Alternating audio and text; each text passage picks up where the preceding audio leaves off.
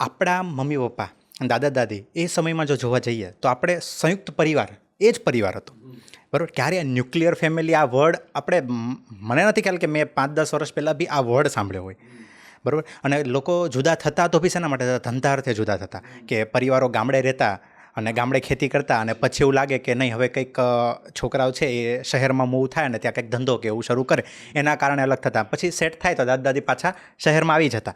પણ અત્યારે family, most of family separate થઈ રહી છે, બધાને ન્યુક્લિયર ફેમિલી તરીકે રહેવું છે. તો આની પાછળનું કારણ શું લાગે છે તમને? અત્યારે છે ને લોકોના માઇન્ડસેટ છે ને ઇન્ડિપેન્ડન્ટ વે સુધી જઈ રહ્યા છે.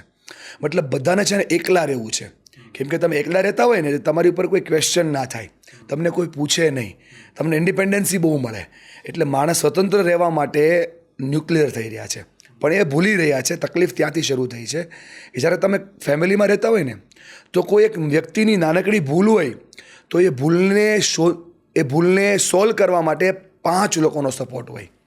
અને જ્યારે 3 જ લોકો હોય, હું તો હું એનું બચ્ચું, તો એને સોલ્વ કરવા માટે પછી કોઈ વ્યક્તિ ના હોય.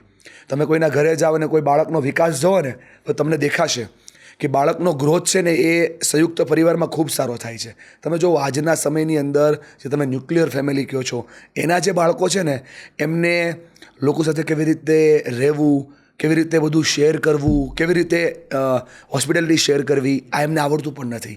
કેમ કે એ એમને શીખવા જ મળતું નથી. જ્યારે સંયુક્ત પરિવાર હોય એટલે કોઈના ને કોઈના મહેમાનો આપણી ઘરે આવે, કંઈ ને કંઈ વસ્તુ આપણે સાથે લઈને કામ કરવું પડે. અધરવાઇઝ આપણે જ 10 લોકો બેઠા હોઈએ તો બધાના માઇન્ડ છે ને બેલેન્સ થાય. હવે છે ને પર્સનલિઝમ બહુ વધારે વધ્યું છે. દરેકને પોતાની પર્સનલ સ્પેસ જોઈએ છે.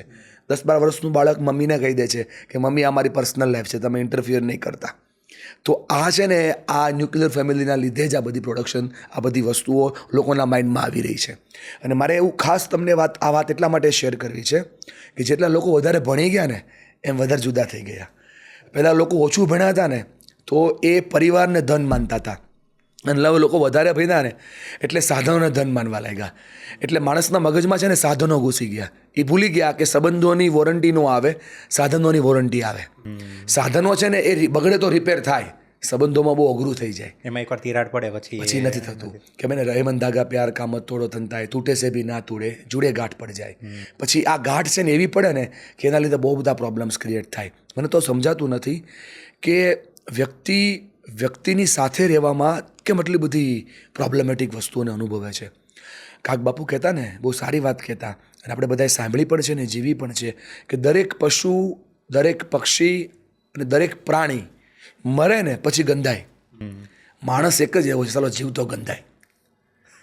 અને એ એવી સ્મેલ કરે ને કે એને લઈને આખો માહોલ બગડી નાખે. 10 લોકોનો પરિવાર સાથે બેસીને ભોજન કરતો હોય ને ભાઈબંધ, તો એનો મતલબ એમ હોય કે કોઈ એકાદ વ્યક્તિ છે જે બહુ સહન કરતા હોય. આ ન્યુક્લિયર ફેમિલી સહન શક્તિ ઘટવાથી આવી છે. આ ન્યુક્લિયર ફેમિલી વિઝન નાનું થયું ને એટલા માટે આવી છે. આ ન્યુક્લિયર ફેમિલી મારું શું મારું શું મારું શું આ આવ્યું ને એટલા માટે આવી છે. રામાયણ બતાવે છે ને, રામાયણમાં તારું તારું તારું છે, મહાભારતમાં મારું મારું મારું છે. જોઈ લો, બંનેના અંત ખબર પડશે તમને. રામાયણ જ્યારે સર્જાણી, જ્યારે રામ રાજ્ય બન્યું છે, અને મહાભારત જ્યારે સર્જાણું ત્યારે કેટલાય લોકોને પોતાના દેહ ત્યાગ કરવા પડ્યા છે. મારું મારું મારું એટલે ન્યુક્લિયર, તારું તારું તારું એટલે સંયુક્ત પરિવાર. પણ આજે અત્યારે આ સમસ્યાઓ જે વધી રહી છે બરાબર, તો એનાથી દરેક ફેમિલીએ કઈ રીતે બચવું જોઈએ? કારણ કે આમાં આપણે જોવા જઈએ તો બંને સાઈડની વાત છે. હા, જો એટલે બંને વસ્તુ સાચી છે, ખોટું જરાય નથી. અલગ રહેવું જરાય ખોટું નથી. રહેવાથી તમે એક વ્યક્તિથી દૂર ન થઈ શકો, પણ અલગ રહેવું અને અલગ વિચારોથી રહેવું આ બહુ અલગ વસ્તુ છે. મતભેદ ચાલે સાહેબ, મનભેદ ના ચાલે.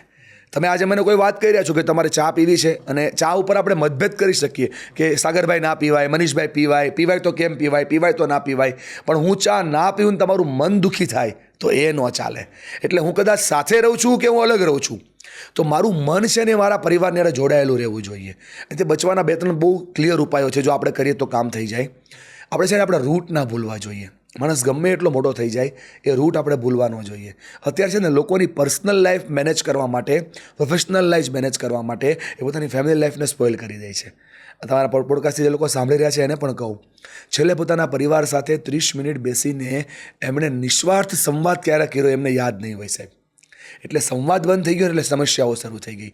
દુનિયાના મોટા મોટા કેન્સર સંવાદથી સોલ્વ થઈ જાય. સંવાદ મતલબ કમ્યુનિકેશન. અહીંયા ચાલે છે, અહીંયા આવી જાય ને એટલે જુબાન ઉપર આવે એટલે કામ સમાધાન જ થઈ જાય.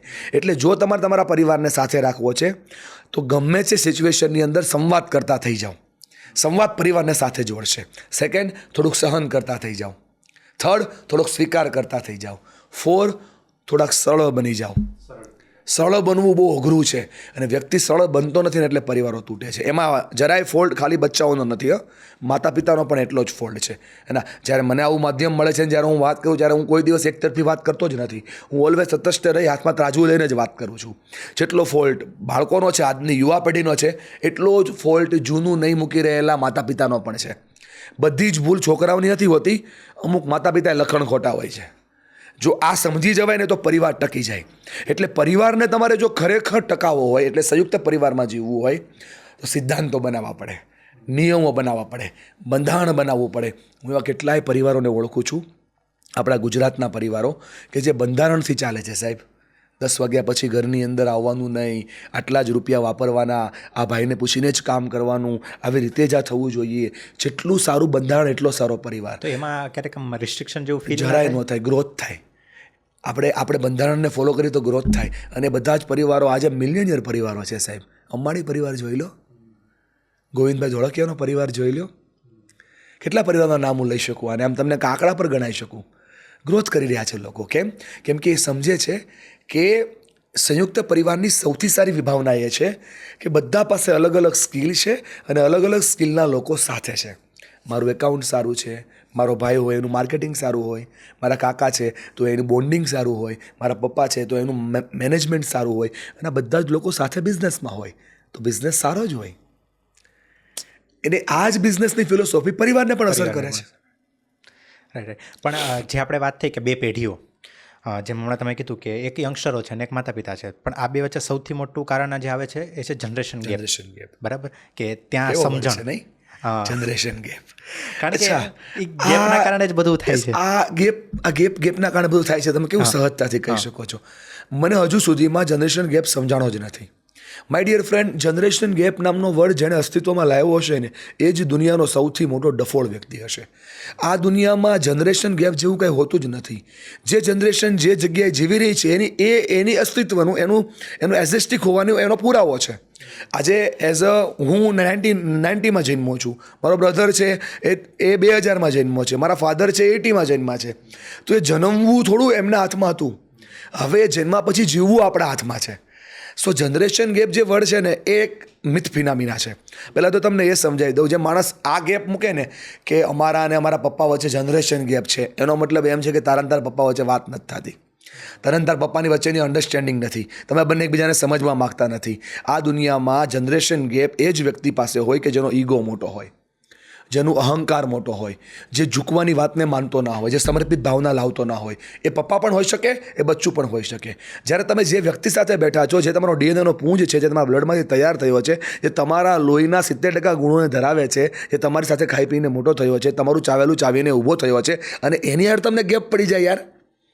એ કદાચ એન્જિનિયર બની ગયો હશે, તમે કદાચ નાનકડી એમથી ખેતીની જોબ કરો છો, તમારા કામમાં ફરક હોઈ શકે, તમારા વિચારમાં ફરક હોઈ શકે, તમારા એજ ગ્રુપમાં ફરક હોઈ શકે.